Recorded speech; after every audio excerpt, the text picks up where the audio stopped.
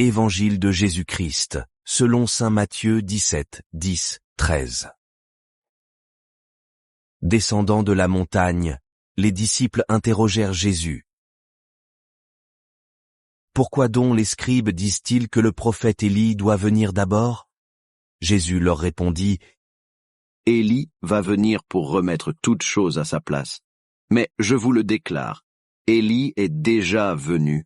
Au lieu de le reconnaître, ils lui ont fait tout ce qu'ils ont voulu. Et de même, le Fils de l'homme va souffrir par eux.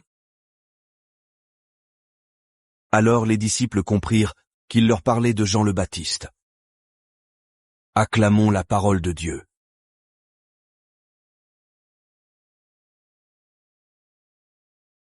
Dans la tradition hébraïque, Élie le prophète était censé revenir à la fin des temps sur le lieu même où il avait été enlevé au ciel, c'est-à-dire au bord du Jourdain.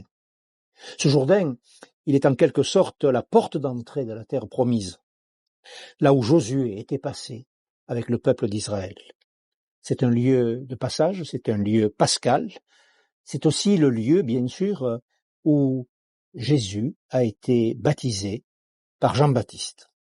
Ainsi, bien Jésus, c'est au bord du Jourdain qu'il commence sa mission au milieu des hommes en étant véritablement l'Emmanuel, Dieu avec nous.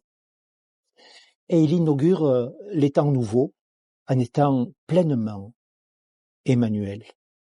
Nous fêterons bientôt sa naissance dans l'histoire au milieu d'une foule, celle que nos crèches mettent en scène. Il se manifeste toujours là où la vie est en débat.